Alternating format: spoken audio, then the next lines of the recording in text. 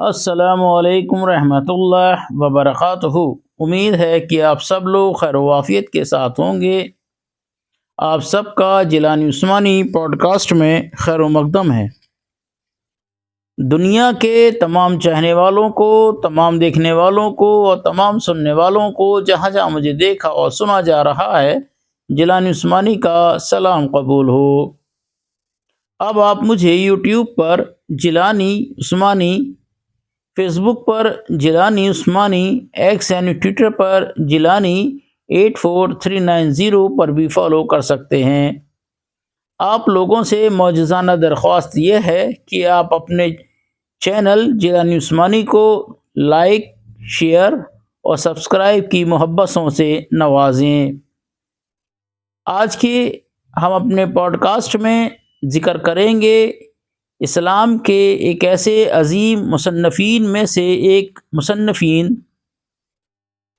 عظیم شاعروں میں سے ایک عظیم شاعر اور عظیم صوفیوں میں سے ایک عظیم صوفی، حضرت مولانا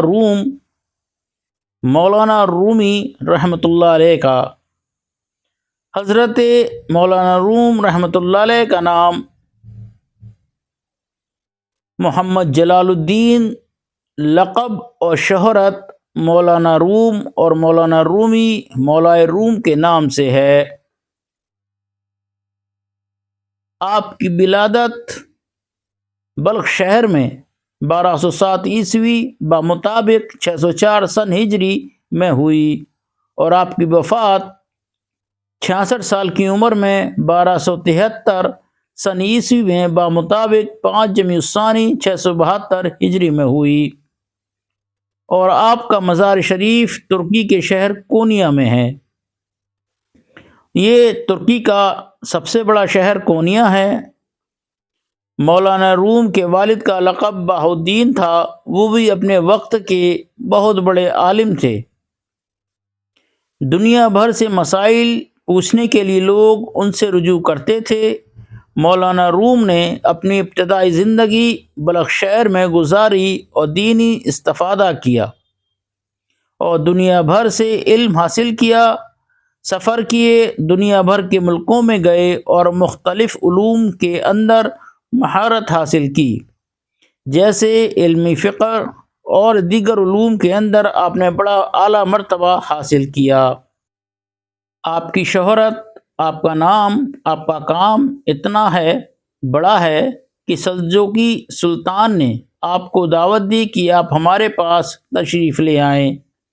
چنانچہ آپ کونیا شہر منتقل ہو گئے، جو ترکی کا بڑا مشہور شہر تھا۔ پھر آپ نے بقیہ زندگی وہیں پہ گزاری اور اس زندگی میں تعلیم تدریس کے کاموں میں مشغول ہو گئے۔ آپ کا شہرہ، آپ کا علم بہت زیادہ تھا۔ طلبہ گروہ کی مافق تعداد میں آپ کے پاس آتے، آپ سے علم حاصل کرتے۔ آپ کا شاہانہ وقار تھا، عالمانہ وقار تھا۔ جب آپ چلتے تھے تو آپ کی سواری کے ساتھ طلبہ کے گروہ چلا کرتے تھے، بڑے باوقار انداز میں، بڑے اعلیٰ طریقے سے آپ سفر کیا کرتے تھے۔ لیکن اسی زمانے میں ایسا کیا واقعہ پیش آیا جو آپ مولانا روم سے مولانا رومی بن گئے؟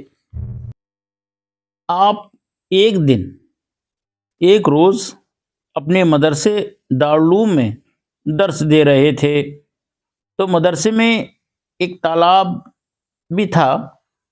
ایک درویش، ایک عاشق، حضرت شاہ تبریز شمس الدین تبریزی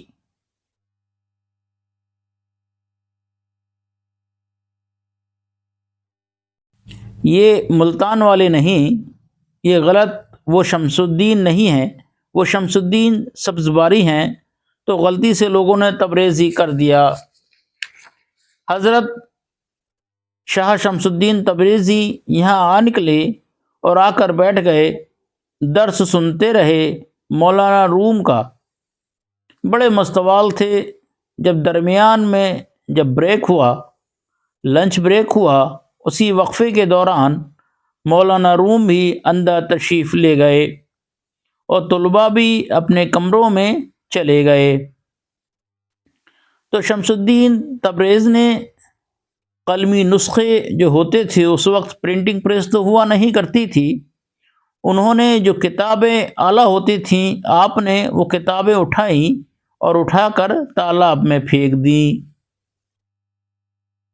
اور تالاب کا پانی کالا سیاہ ہو گیا اور کتابیں برباد ہو گئیں، اور پھینک کر وہیں بیٹھ گئے، بھاگے نہیں۔ مولانا روم جب آئے اور انہوں نے ان کتابوں کا یہ حال دیکھا اور طلباء سے پوچھا کتابوں کا یہ حال کیا بن گیا ہے؟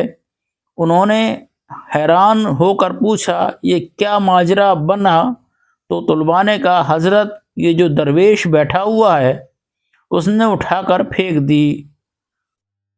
مولانا روم نے ان کی طرف دیکھا بڑی غضبناک نگاہوں سے اور جلال میں آ گئے اور پوچھا اے درویش یہ تو نے کیا کیا؟ شاہ شمس الدین تبریزی نے پوچھا تم ناراض کیوں ہوتے ہو، اتنا جلال کیوں دکھا رہے ہو، اس میں کیا تھا؟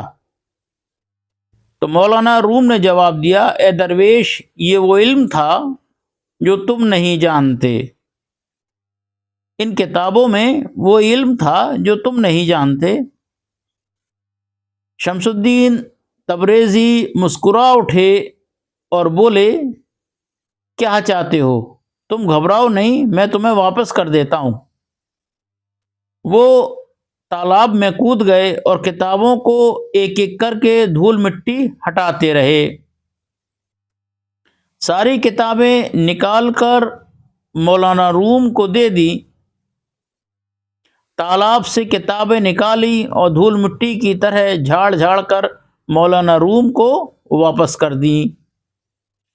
انہوں نے کھول کر دیکھا تو کسی بھی کتاب کی سیاہی مٹی نہیں تھی، سبھی کتابیں صحیح سلامت تھیں۔ مولانا روم ہل گئے اور پوچھنے لگے یہ کیا ہے؟ شاہ شمس الدین تبریزی نے جواب دیا یہ وہ علم ہے تو نہیں جانتا، یہ وہ چیز ہے یہ تم نہیں جانتے۔ مولانا روم رو پڑے اور بولے مجھے اسی چیز کی ضرورت ہے، اور وہ پیچھے لگ گئے۔ مولانا شمس الدین تبریزی چلے گئے اور مولانا روم نے پیچھے پڑھانا چھوڑ دیا، درس چھوڑ دیا، فتویٰ چھوڑ دیا، مسند چھوڑ دی، سارا کچھ چھوڑ دیا۔ اسی طرح مولانا روم کا ایک اور واقعہ ہے کہ آپ کی مجلس چل رہی تھی تو ایک شخص اٹھا اور مولانا روم سے پوچھنے لگا کہ مولانا یہ بتائیں کہ فقیر کون ہوتا ہے؟ مولانا روم نے جواب